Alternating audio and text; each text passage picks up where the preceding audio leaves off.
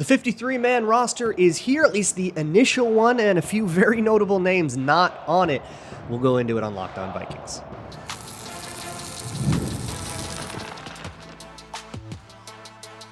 You are Locked On Vikings, your daily Minnesota Vikings podcast, part of the Locked On Podcast Network, your team every day.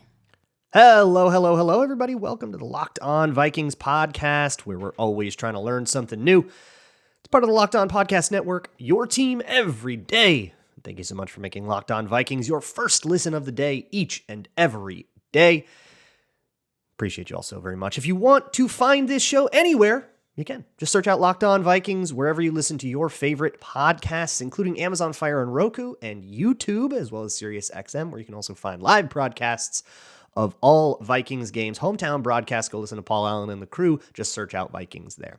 Today's episode is brought to you by Gametime. Download the Gametime app, create an account, and use code LOCKEDONNFL for $20 off of your first purchase. Terms apply. Download Gametime today. What time is it? Gametime.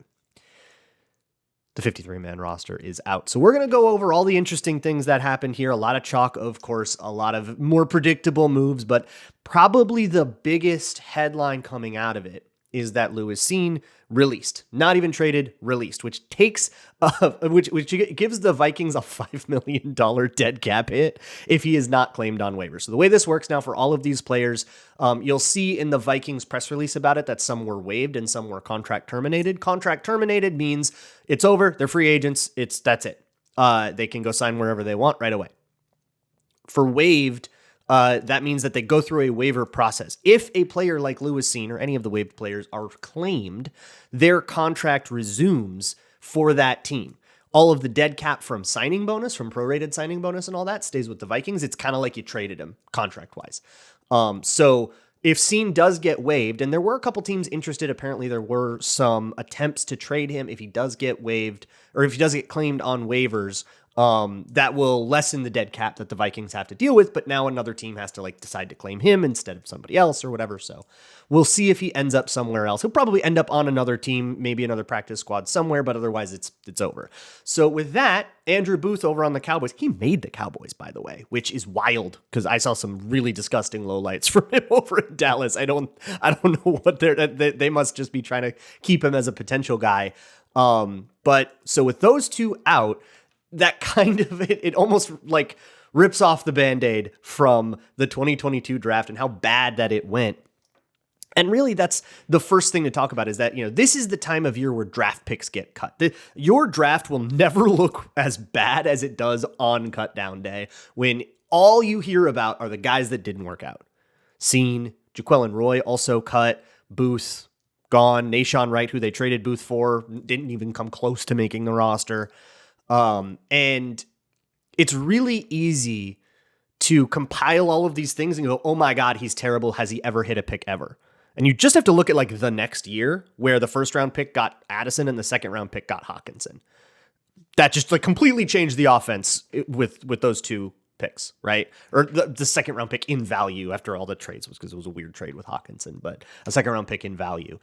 And not to mention Blackman, I think most people were pretty happy with him as a draft pick last year. Obviously, he's hurt now. That's a bummer. Coming into J.J. McCarthy, we were all excited about before he got hurt. Dallas Turner, very excited about him. If you want to see draft picks that worked out, there's plenty. And undrafted free agency. That's the next headline of this 53-man roster. Undrafted free agents and unheralded players finding talent and rosterable players in unsung places. Jalen Redmond coming out of the UFL, he makes the team. Taki Taimani, who I had noticed a lot in the last two games, really showing out. Didn't put him on my own 53-man prediction because I just thought, undrafted rookie, it's a crowded room. I don't know, maybe it was, I don't know how much he needed to do to make, but he did enough. He absolutely did it. They cut Jonah Williams instead. And it's Taki Taimani and Jalen Redmond, not to mention Ivan Pace. They really liked Gabe Murphy. Apparently he has a knee injury. He's on short-term IR. So the way that turned out, Gabe Murphy on short-term IR, Dalton Reisner on short-term IR, and then TJ Hockenson goes to PUP. All three of those players eligible to come back after 4 weeks. So whatever is happening there, eligible to come back after 4 weeks. We'll see exactly how much time each of those guys ends up missing, but at least 4 weeks for them. But that's the deal, is like these undrafted free agents going absolutely gangbusters in that. And Dwight McGlothern also making the team. That one was a little bit easier to predict. He had played so well. I had that one at least on my 53-man, but I think I definitely should have put Taki Taimani on mine. But I just was a little bit too deferent to status quo. More deferent than, is that a word? More deferent than Kwesi was. Other than that, everything went a little bit more chalk than we expected, right? The quarterbacks, Darnold, Mullins, Hall, the running backs, that's maybe the next big headline is Kene Nwangwu cut. But otherwise, Aaron Jones, Ty Chandler, no Gaskin, no McBride. So the Vikings are only carrying 2 true running backs plus CJ Ham on their roster. And that's what we look at next is the waiver claim world. The Vikings don't have a kick returner right now.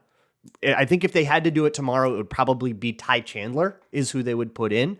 But that's very unproven, so they don't have a kick returner. I don't know what they're looking for in a kick returner with the new kickoff. Are they just going to give it to their backup running back? Are a lot of teams just going to give it to their backup running back? Or are they going to look for somebody with a little bit more experience in that gets cut?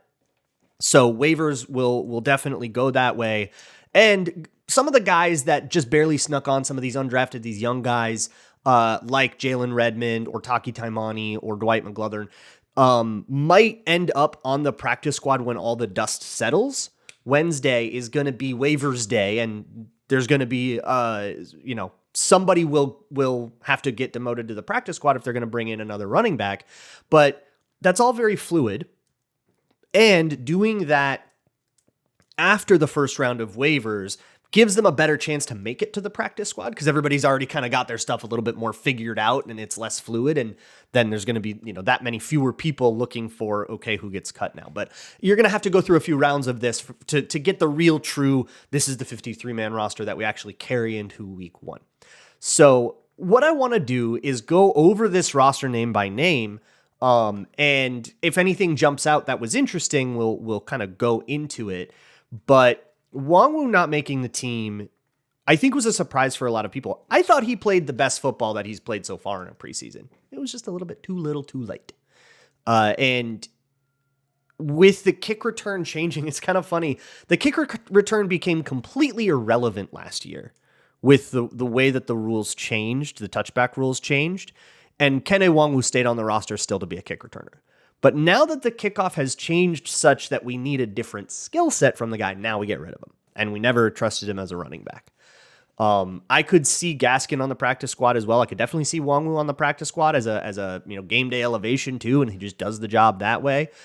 I could see Nwangwu ending up somewhere else as, hey, fast running back with special teams like that. That's a guy that gets a little bit popular. I could see him getting claimed too. I don't know if the Vikings are really neither here nor there on that.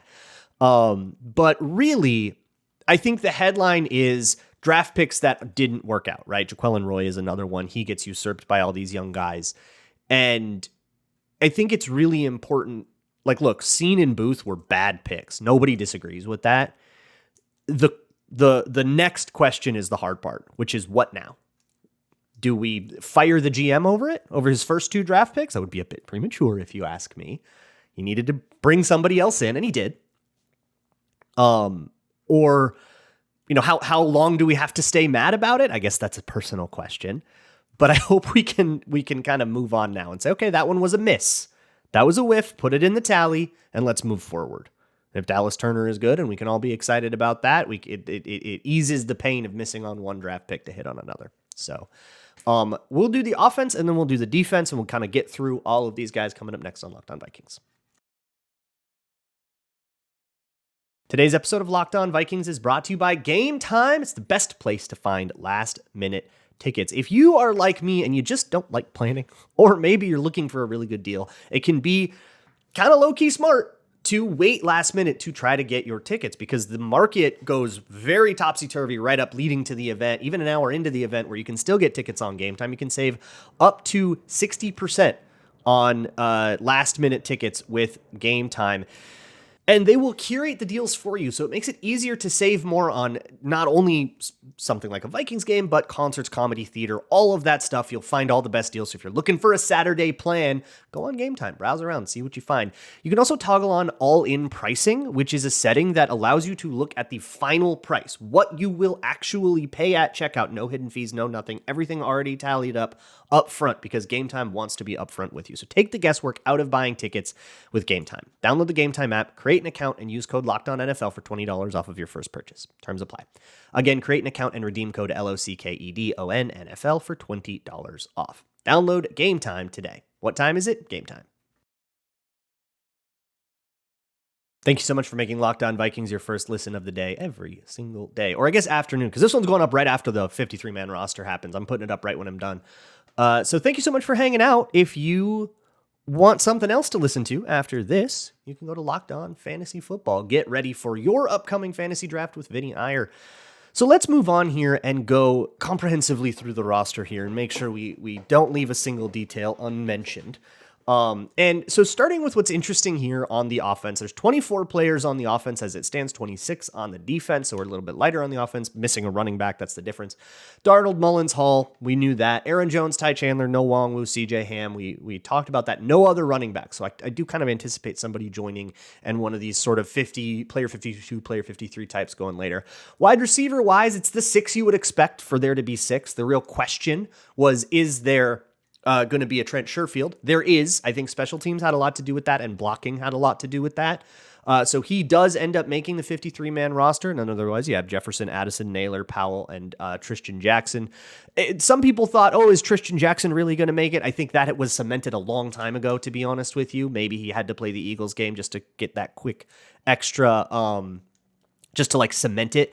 But otherwise, fairly easy prediction there. Same with the tight ends, Oliver, Johnny Munt, Nick Muse. No Tunyon, no N'Keal Harry, no fourth tight end. So they went 6 receivers and 3 tight ends. In my prediction, I had that backwards. I had it 5 receivers and 4 tight ends with Tunyon. We got Sherfield instead. Tunyon being hurt kind of sucks. And N'Keal Harry, again, it's just like a little bit too little too late for him. Moving positions that late in his career, really rare for that kind of thing to work out, and we still have not seen the exception to that rule. And then you come to the O-line. So Kwesi Adofo-Mensah in one of the preseason broadcasts talked about maybe having 8 O-line, because they kept 8 O-line last year, and that was it. And then they brought in Quessenberry later. So keeping 8 on the initial 53 was like kind of on my radar as a thing, and it's what I predicted. What I was wrong about was Michael Juergens. No Tyrese Robinson, none of the other, Henry Birds or any of those guys, none of the undrafted guys. But you had your starting 5, your classic starting 5, including Blake Brandel at left guard. That had been decided. Ingram, Bradbury, O'Neal, Darisaw. David Quessenberry back again. Walter Rouse makes the team. Dan Feeney makes the team. Those were all, just by watching preseason, fairly easy to predict. The Juergens one for me, he played center on the second team all preseason and got smoked a lot. Like, I thought he struggled so much. Like, I felt the same way negatively about his preseason as I did positively about Taki Taimani's. I just thought, man, you just can't keep this guy. But they did.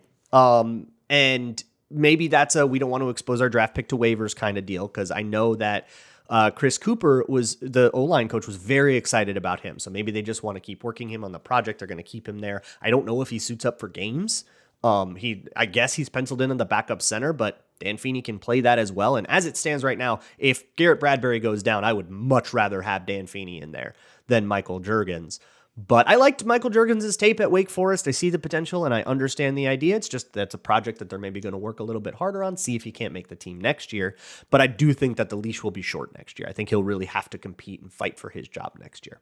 Or he could be a guy that ends up, cut after the first day to make room for the running back, and then we put him on the practice squad and we just kind of didn't want to expose him to waivers. But not a lot of surprises on offense. On defense is where the surprises really started to roll in. One of the first things we got all day was that Andre Carter was waived. About time. Andre Carter was bad. I understood the potential. I think he had 2 good Senior Bowl practices and a couple of really interesting sacks at Army, and then a bunch of plays at Army where a tight end from Coastal Carolina sledded him 10 yards down the field. I never got it. He made the team last year. He had some very embarrassing plays, like where he tried to. So the thing with Andre Carter, I talked about it after the Eagles game. The thing with Andre Carter that bugged me the most was the spin move. Because he wouldn't set up his spin move like dramatically enough, he would just kind of run up to a guy and turn around. He would expose his back and take a punch to the back basically every time. And that leads to really like visually, like you fall down a lot doing that. You get pancaked a lot doing that.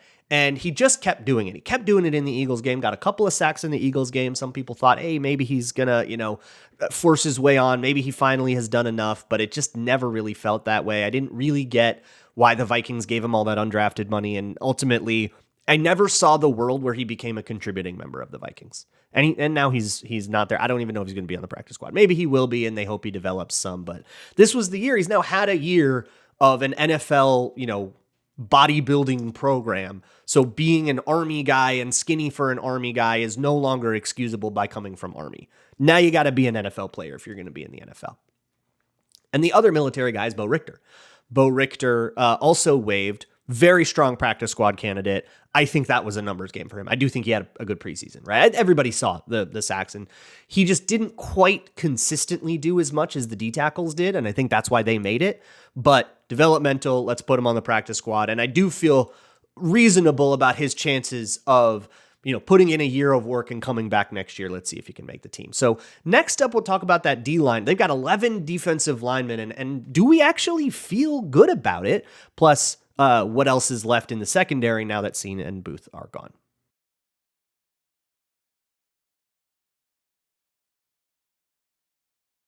Moving on here, let's finish up talking about the defense, and then let's see if we can't look at who's out there on the waiver wire, interesting cuts that the Vikings maybe will target. But the question is, how do we feel about this D-line? At the end of the day, here's the group. Harrison Phillips, Jonathan Bullard, Jerry Tillery, there's your starters up front. Levi Drake Rodriguez, by the way, another fantastic preseason, very much cemented a role on the team. If they're going to defer to draft picks like they did with Michael Juergens, like Levi Drake was absolutely going to make it, but even if he were undrafted with a preseason like that, he would go in the Taki Taimani place and make it. So Taimani and Redmond on there. Very deep now with guys that you actually feel okay about. Like, I did not feel good about the depth going in, but those young guys really stepped up and made me feel a lot better about it. And then on the edge, Grenard, Van Ginkel, Dallas Turner, Pat Jones, Jihad Ward. None of the weird guys on the edge. No Bo Richter, no Andre Carter, no Owen Porter. That one, they went perfectly chalk. Linebacker, they went perfectly chalk. Cashman, Pace. Brian Asamoah does make the team. I thought he was kind of on the bubble, but Dallas Gant, I think, just wasn't quite consistent enough to make it. And then I think Kamu Grugier-Hill, as a special teamer, as a depth linebacker, I think he's exactly what you want at that part of your roster. So I think that was pretty solid. Now, here's your cornerback group. Okay, all of the dust has settled on the cornerbacks now. So this is the group. Byron Murphy and Shaq Griffin, Stephon Gilmore, that's probably your principal three. Caleb Evans as depth, Fabian Moreau as depth, and Dwight McGlothern makes it after a strong preseason, knocking off guys like potentially Nashawn Wright, functionally knocking off Andrew Booth. That's really what happened here is Andrew Booth got cut, and the Cowboys picked him up on waivers. That's really how that works out now. And instead of trading a draft pick, they traded a guy that the Vikings cut. And then at safety, it's the same group you had last year, minus Cine. Smith, Bynum, Metellus, Theo Jackson, Jay Ward. So how do we feel about this group? It's so patchwork, right? It's so piecemeal. But looking at it, what position do you feel really, really concerned with? For me, it's corner, right? What do we get out of Shaq Griffin? What can we get out of Stephon Gilmore? There are definitely good outcomes to that. There are bad outcomes to that. But after that, I like Pace. I like Cashman as a free agent, as a starter. I like Grenard. I like Van Ginkel. I like Turner. I like Phillips. I like Bullard. So it's patchwork. It's older. And we'll see what kind of consistency we get out of it. But it doesn't feel like it is littered with holes. Like if you go look at a team like deep in a rebuild, right? This doesn't feel like a team that's just at the start of a rebuild like you usually see with teams that like draft a quarterback, right?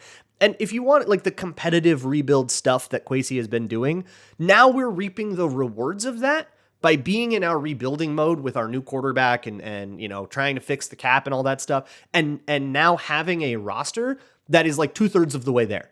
Give me some youth at corner, like really the future at corner is the problem because all these guys are on 1-year deals or 2 years left on their deal. So the future at corner is a major concern, but one we don't have to talk about till February. And other than that, you can see where the vision is there. And they've just had to kind of spend a lot of resources on bridges and band-aids. So what do we do next? Looking at potential running backs that are waived. There are a couple of bigger names you might recognize from your fantasy team that I don't want you to fall for. And they are Samaje Perine and Michael Carter. Both these guys are older, and I don't know if that's what the Vikings are going to be looking for here. I mean, maybe they've got a little bit of gas left in the tank, but the Vikings don't need an old guy with a little gas left in the tank. They already have Aaron Jones, right? That's what they need, is somebody who is youthful developmentally, someone that you think maybe he's got a future if, we just give him a year of our coaching, and somebody who can be a kick returner. That's the big thing. What they do at kick return is the biggest question for me. The new kickoff requires a new skill set. Is that just Ty Chandler or maybe Brandon Powell? Or do they want to go out and use this moment of waiver claims to solve both problems at once? If that guy is out there, then I think they go for it. So let me know what you think. Who do you think? What names are out there that you really want? If you're watching on YouTube, leave a comment. If you're just listening, send me a tweet at Luke Braun NFL. If you listen to this before we have an answer, by the time you get to this, they might already have an answer. This kind of stuff moves very fast. But Wednesday is going to be waiver claim day, and we'll go forward with what we have. We'll talk about it then, and go over whatever weird trades Kwesi may or may not make too. Because I think guys like Brian Asamoah, maybe you still do make a quick trade right now, like just doing it right after roster cuts. There are sometimes a team will try to get a guy they like on waivers for free, and if barring that, they go, okay, now we'll send you the 7th round pick for somebody. We'll have to just wait and see how all of this actually ends up shaping out. But what I want to go into now for this last little bit of the show is I want to really challenge how we react to draft picks that don't make it. For example, Jaquelin Roy. I haven't really talked about him a lot. 5th round pick, 2nd year, didn't make it. In a vacuum, that's not quite good enough. For a 5th round, for a day 3 pick, the way I usually look at it is a 4th round pick should be a contributor for you throughout his rookie contract. If you're ever cutting a 4th round pick because they just straight up didn't make the team, for me, that's you didn't pick a good enough player that high. They should be a depth player. I don't need them to be a rotational player. I certainly don't. If you get a starter in the 4th round, that's great. Like a Caleb Evans, I'm already very happy with as a draft pick, because in the 4th round, you don't expect a guy to go win starting jobs and even play well for parts, right? Like an up and down starter, we'll call him. For a 4th rounder, great pick. For a 5th rounder, I want you to at least make the team for your first 3 years. And then, if you're what was his name? Jalen Holmes. He was a 4th round pick, right? He didn't make the team his final year. That would be, if he were a 5th round pick, about value for me. That's just my rule of thumb. And then 6th round pick, make the team for 2 years. 7th round pick, you make the team at least once. I'm pretty happy. So make the team once and then get cut. That's a 7th round kind of trajectory for a 5th round pick. So we didn't quite get there. But what happened to Jaquelin Roy, right? What's the problem here? Well, he played fine. I don't think he really took any steps back. He still was the same guy that flashed kind of once or twice a game and otherwise did his job quietly, but other players arrived that did better. And it's really a weird leap in logic to go look at the GM and be like, look how bad he is. He got so many good players. Like they kicked the draft pick off. Like, what? That's great roster building, right? Getting having an undrafted rookie blow up like that is good roster building. And one of the things, the Kwesi hate things that I have never understood is the refusal to give him credit for somebody like Ivan Pace because he didn't draft him. Like, what do you mean? He spent nothing on a starter. That's a free starter. It doesn't get any better than that. And like the Kwesi dominating in undrafted free agency has been a genuine godsend for filling out the bottom end of the roster, as you get Dwayne McBrides that never make the team and Jaquelin Roys that get cut before they're supposed to, right? because of undrafted free agents making it. Somebody like Brian Asamoah, I think, probably has a much better career if Ivan Pace doesn't come in and explode. But would you rather the Vikings not have Ivan Pace? No, of course not, right? It's a weird leap in logic. And I think genuinely, I think a lot of people just decided they don't like Kwesi right off the bat because they don't want an analytics GM. Or I think there's definitely a lot of people that think he's like a diversity hire. I don't think. I mean, I know like people say that to me. So like that he was a DEI guy. I think it's insane. But for those people, then you get the first draft pick and he doesn't work out. He's Lewis Cine and he sucks. They go, ha, I knew it. I was right. And then they'll like refuse to take in any more information. So what I challenge you to do is to take in information as it comes. That shouldn't be something that I point out. But if we're going to make a decision on how we feel about the GM, take in information as it comes. I agree with you that Lewis Cine was a terrible pick. They should have just sat there and picked Hamilton. You can go to the live stream of that draft. I was saying they should pick Hamilton right now. I have thought that and I maintain that. I'm just deciding to be less annoying about it than everybody else. That was a mistake. They shouldn't have done that. Has he learned a lesson from that mistake? Well, the next year they had a chance to trade down or stick and pick Jordan Addison. Stuck and picked, got Jordan Addison. Clearly was the right move. Because I don't think any other receivers, unless they were going to pick Puka, I don't think any of the other receivers in that class really did anything that was worth noting. Or at least that would like make you feel better about missing out on Jordan Addison, right? So there we go. Lesson learned from that. And I think with Andrew Booth, again, just a whiff, but why? Why was he a whiff? What went wrong? This is the question I always pose. Is your answer just he can't scout? Because I don't think that's true. He's finding gems in undrafted free agency all over the place. I think their scouts are doing something good. With Booth, they took a risk. He's a risky prospect. He had talent and athleticism, but all these technique issues, all of these mentality issues that you had to fix, all of these habits that you had to undo. Can you do that? Well, not when you're changing schemes and doing all this stuff. And then, especially if he gets hurt and he's not doing that. Like all these things can come in and totally wreck your ability, which is the danger of looking in the draft and saying, well, I can fix him, right? Look at all this potential, but I can fix him.